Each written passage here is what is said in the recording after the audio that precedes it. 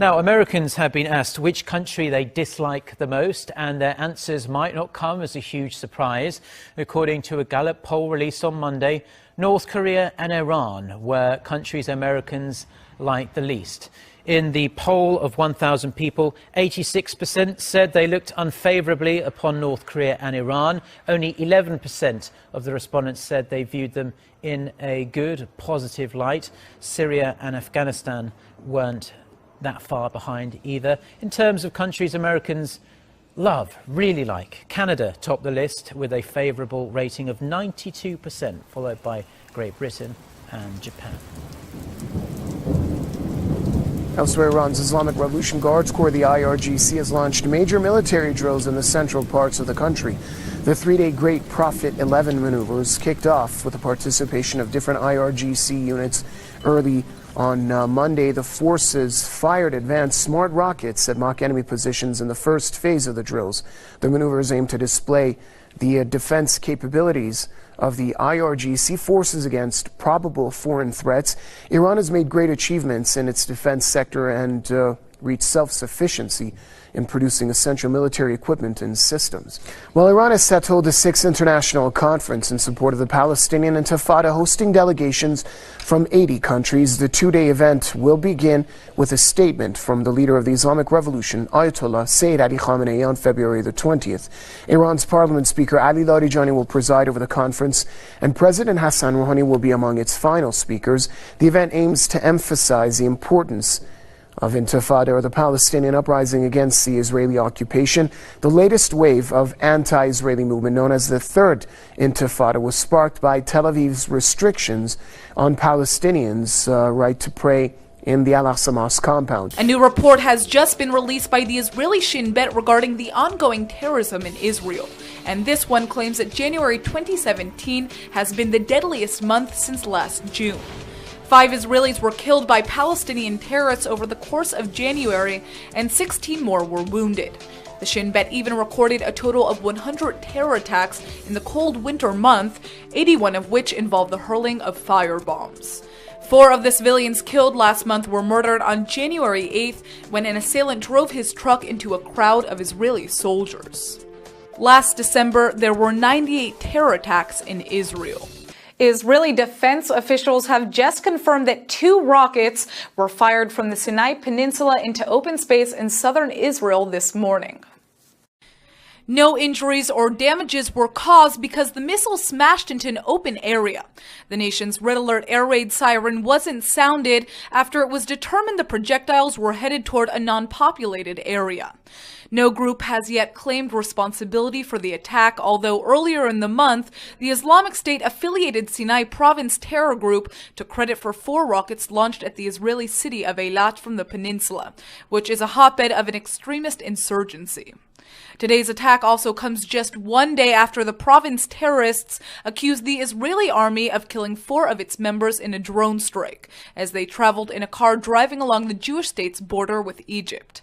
The IDF hasn't confirmed or denied the report, which is consistent with its policy of withholding comment on incidents occurring outside of Israel. Prime Minister Benjamin Netanyahu is set to arrive tomorrow in Australia, where he will face opposition from some 60 prominent anti-Israel activists protesting the visit. According to the Australian newspaper The Age, business and religious leaders, lawyers, academics, entertainers, and former politicians have joined forces to oppose Israeli Prime Minister Benjamin Netanyahu's visit to Australia, saying his policies provoke, intimidate, and oppress the Palestinian people and are pushing the Middle East further from peace. The protesters include anti-Semitic organizations that support the terrorist group Hamas and its dictatorship over Gaza. Protests against Netanyahu's visit are scheduled in Melbourne, Canberra, and Sydney after he arrives there on Wednesday. This will be the first ever visit by an Israeli prime minister to the country. Prime Minister Malcolm Turnbull and Netanyahu are set to sign agreements on technological innovation and research and development, providing a framework for scientists, engineers, and businesses to cooperate. No Trump! No Brexit! No racism! Thousands of protesters gathering outside the UK Parliament to demand the cancellation of a state visit invitation to US President Donald Trump. Protesters in London say they're disappointed with Prime Minister Theresa May for extending the invite. May's government has defended the decision, saying it wants to reaffirm their special relationship with the United States. It also wants to secure a trade deal as Britain prepares to leave the European Union. Extraordinary, completely unprecedented. Inside, Parliament debated a petition signed by 1.8 million people to cancel the state visit. A state visit is more prestigious than an official visit since it involves the Queen and a lot of pomp and circumstance. Only 2 presidents since the 50s have received such an honor. Today, thousands protested the Trump initiatives in what they called Not My President's Day. One of the largest demonstrations was in New York, near one of Mr. Trump's high-rises. In Portland, Oregon, police arrested several protesters who blocked a downtown street. In Atlanta, about 400 marched peacefully through Midtown. Well, parents in Chatham, New Jersey are disturbed by what they say is a local school's inordinate emphasis on teaching the beliefs of Islam, while at the same time suppressing any expression of Christianity. Students in a Chatham Middle School social studies class were shown a cartoon video describing the 5 pillars of Islam, the religion's core practices. The video included such statements as, quote, "There is no God but Allah and Muhammad is his messenger," and it ends with a non-Muslim accompanying a Muslim friend to a mosque to pray. Well, parents Libby Hilton-Rather and Nancy Gayer say the video doesn't just explain Islam, it promotes it. I think it crosses the line because it teaches one religion and not all others. It's in a world culture and geography course, and no other religion is taught. And to me, that's not education, because in order to educate, you need to teach all. And I also feel that if you're going to teach it to that degree, you're teaching the tenets or the doctrines of a religion. So our question was, okay, then if you're going to do that in the public school, would you also be comfortable teaching the doctrines of Christianity, for example? Well, sure.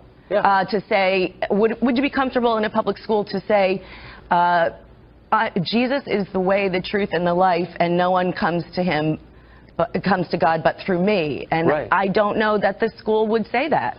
Officials have informed NBC News that a dozen people walked through a security lane at John F. Kennedy International Airport who were not screened. An airport official and a law enforcement official added that transportation safety personnel did not screen them. The TSA stated 3 passengers may not have been screened again after setting off metal detectors.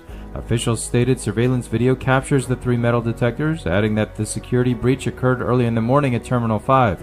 However, TSA failed to inform the Port Authority Police Department in New York for 2 hours, which is a violation of protocol. Hundreds of migrants storm a border fence to enter EU territory in North Africa. Some 700 people attempted to cross the 20-foot-high fence separating Morocco from the Spanish enclave of Ceuta early on Monday, February 20th. Local authorities said more than 350 managed to break through. The Red Cross reported 11 migrants were injured in the chaos. 1 migrant and 2 police officers were taken to hospitals with serious injuries. Monday's incident comes on the heels of another lapse in border security at the site.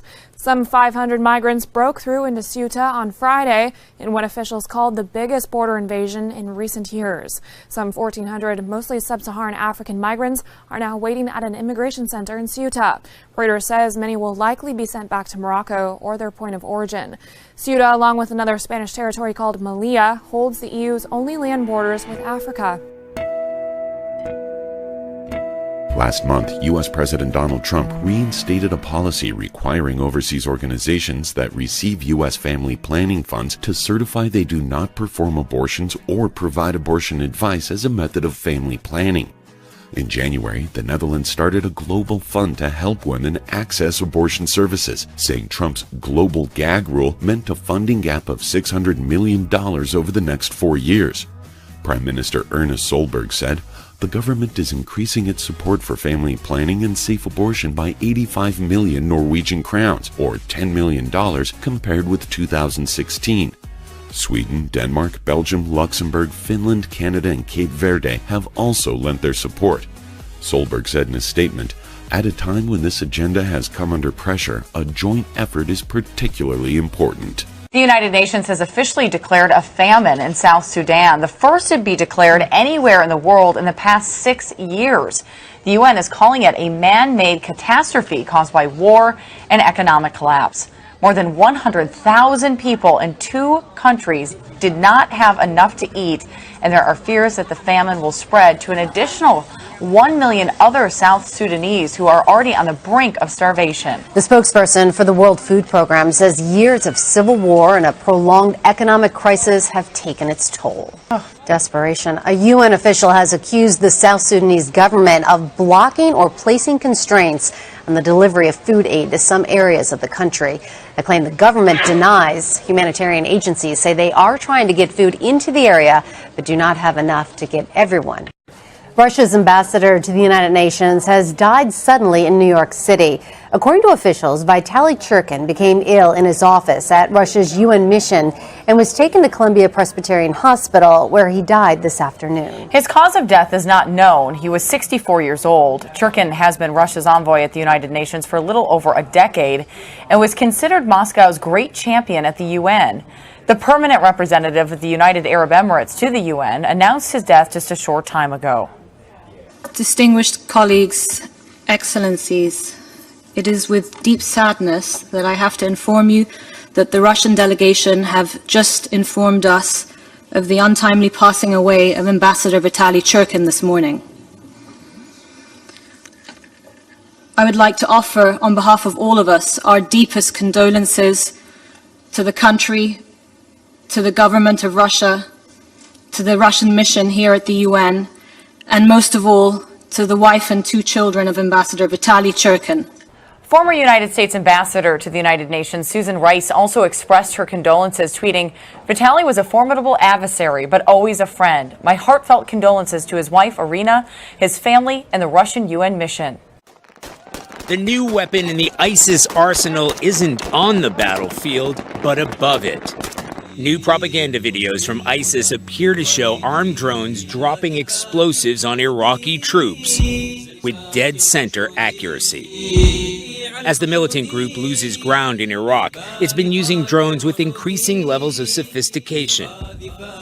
Iraqi TV correspondent Abdul Hamid Zabari was wounded by an armed drone while traveling with Iraqi forces in Mosul. Was there a flash of light? Did you hear the explosion?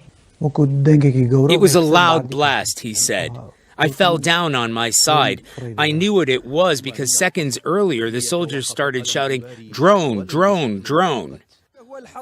ISIS drones have also been used to deadly effect as surveillance, guiding car bombs through Mosul's narrow streets straight to Iraqi troop positions. Federal Police Commander General Ali Al-Lami said his troops are constantly on the lookout. A car bomb can destroy a unit, he said. A truck bomb can destroy a brigade.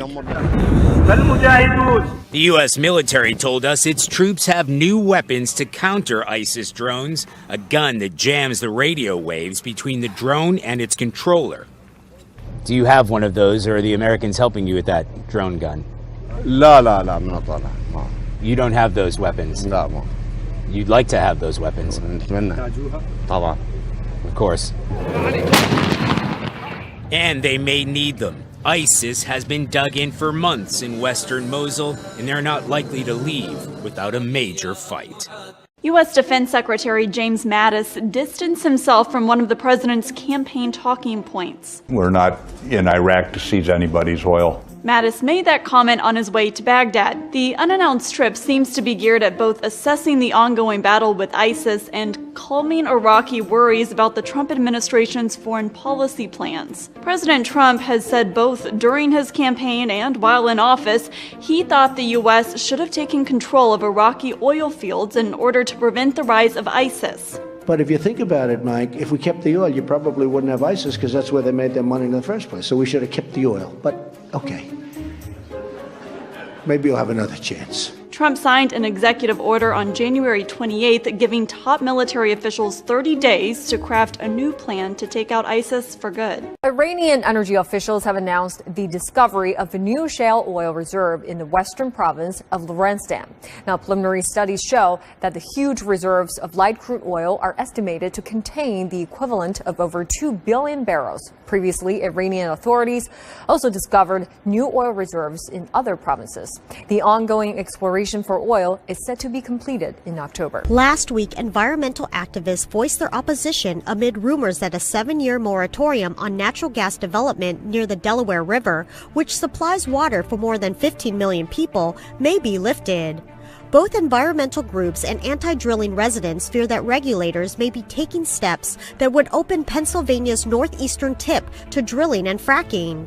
Officials with the Delaware River Basin Commission, the agency in charge of monitoring and regulating the water supply of Philadelphia and half the population of New York City, has yet to comment on the progress of natural gas regulations or the moratorium restricting drilling in the area. A new ceasefire has begun in the east of Ukraine between government forces and separatist rebels.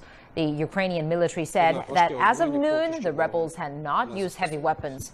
In recent weeks, the area around the government-held town of Avdiivka has seen some of the heaviest artillery fire of the past 2 years, refocusing global attention on a simmering conflict that has strained relations between Russia and the West. And on Monday, a Reuters witness said no artillery or gunfire could be heard there. The leaders of Germany, France, Russia, and Ukraine called on Sunday for renewed efforts to implement the terms of the much-violated Minsk peace agreement of 2015. Pakistan says airstrikes by its air force have killed dozens of militants in a tribal region along the Afghan border. The attacks targeted militant hideouts in North Waziristan. Reports say that Pakistan is also deploying heavy artillery near its border with Afghanistan while building up its troops in the region. Meanwhile, security forces have rounded up nearly 100 Afghan refugees in the southwestern city of Quetta. Officials say the Afghans have illegally stayed in Pakistan. The crackdown comes after a series of bombings killed more than 100 people in the country last week. Pakistan beefs up its air force with the welcoming of 16 new fighter jets. The JF-17s can carry up to 8,000 pounds of weapons and can fly up to 1,370 miles per hour. The new jets were unveiled February 16th in a ceremony attended by high-ranking Pakistan military officials. Defence Minister Khawaja Asif said Pakistan is a peace-loving country but wishes to protect its borders from aggression. Pakistan has a contentious history with its neighbour India, which has an air force with more than 2,000 aircraft. Pakistan has only just over 900. Pakistan Air Chief Marshal Sohail Aman said the country remains committed to providing its own defence in the future. However, Gulf News says he thanked China for providing relentless support to Pakistan as they help manufacture the new fighter jets. Pakistan will also receive 4 attack helicopters from Russia later this year. Surveillance video of the moments before the assassination of North Korean leader Kim Jong-un's half-brother is being made public now. Footage obtained by Japanese television reportedly shows a woman coming up behind Kim Jong-nam and holding something over his mouth. You can see it there. You watch closely. Benjamin Hall joins us now live from London with the latest. All right, what more are we learning about the investigation? Well, Shannon, over the weekend, quite a lot of new information coming out, and it does now seem quite likely that this was planned, certainly by the North Koreans. Malaysian police, as you say, are piecing together the final moments of Kim's life, and we can see him entering the airport in a light-coloured suit, crossing the foyer and going to check in. Soon after that, a woman in a white shirt walks rapidly up behind him and appears to lunge from behind and throw something over his head, locking her arms around him briefly before rushing away. Footage then shows Kim seeking help, wiping his face, gesturing to his eyes before being escorted to a medical clinic, and that's where he was said to have collapsed. And it is quite amazing to have step-by-step footage of this taking place, and it's clear whatever was used on him was certainly a fast-acting nerve agent. Malaysia recalls its ambassador to Pyongyang and summons North Korea's ambassador to Kuala Lumpur.